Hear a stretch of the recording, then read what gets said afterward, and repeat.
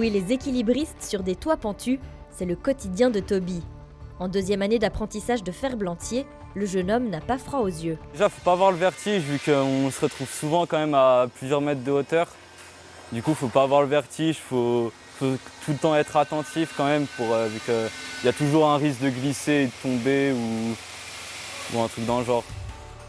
Travailler dehors par tous les temps ne semble pas rebuter le jeune apprenti, au contraire.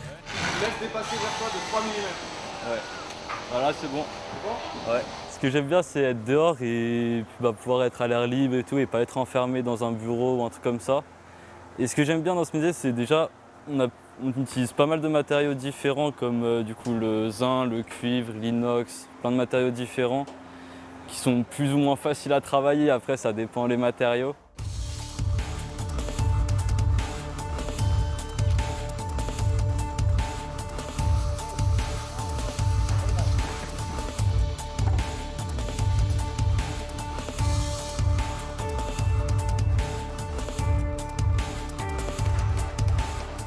Ici, il faut faire une frappe un peu précise, tu vois, parce que le boudin, il ne suit pas. Donc, il faut vraiment taper dans l'angle.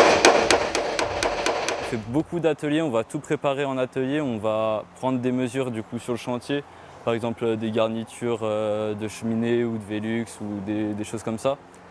Et en fait, on va y préparer à l'atelier, on y prépare et puis après on retourne sur le chantier y poser. En 2017, le peuple suisse a accepté la révision de la loi sur l'énergie, qui implique la mise aux normes de beaucoup de bâtiments. Les chantiers ne vont pas manquer ces prochaines années. S'offre à nous, dans le futur qui arrive, une quantité de travail, mais pour cela, et pour le réaliser, il va falloir des gens compétents, des gens formés qui comprennent ce qu'ils font, comment ça fonctionne, qu'est-ce que la physique du bâtiment.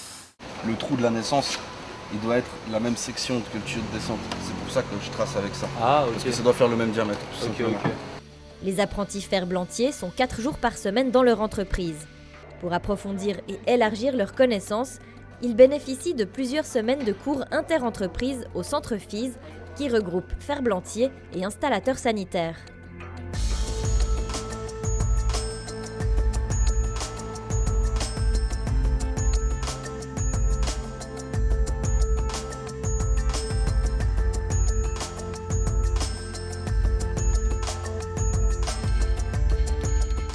Ces cours interentreprises, ça nous permet de se retrouver tous ensemble, d'être bien avec ses collègues.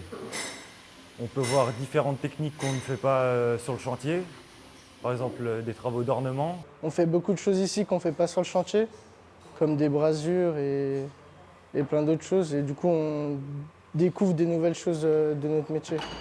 Réputés difficiles ou méconnus, les métiers du secteur peinent à former la relève. Pour nous, c'est une chance de faire ce métier-là, parce que c'est un métier, on va dire, qui se perd un peu malheureusement. On a la chance de pouvoir fabriquer nos pièces de A à Z. Du coup, c'est déjà ça. Contrairement à d'autres métiers qui sont plus automatisés, faits par des machines. Du coup, on est fabricant et poseur. Et aujourd'hui, ça se perd. Et là, c'est triste, c'est comme ça. Pourtant, les perspectives d'évolution ne manquent pas. On peut s'imaginer chef de chantier ou bien patron, entrepreneur, ou même technicien. Tout dépend l'envie qu'on a et ce qu'on veut faire. Donc vous pouvez faire une séquence de pliage de pneus, si vous voulez, puis un qui dégorge. Beaucoup de jeunes sont intéressés, après un CFC, de pouvoir faire un brevet et une maîtrise. Les entreprises ont besoin de ces spécialistes pour gérer le technique dans leur entreprise au niveau du bureau.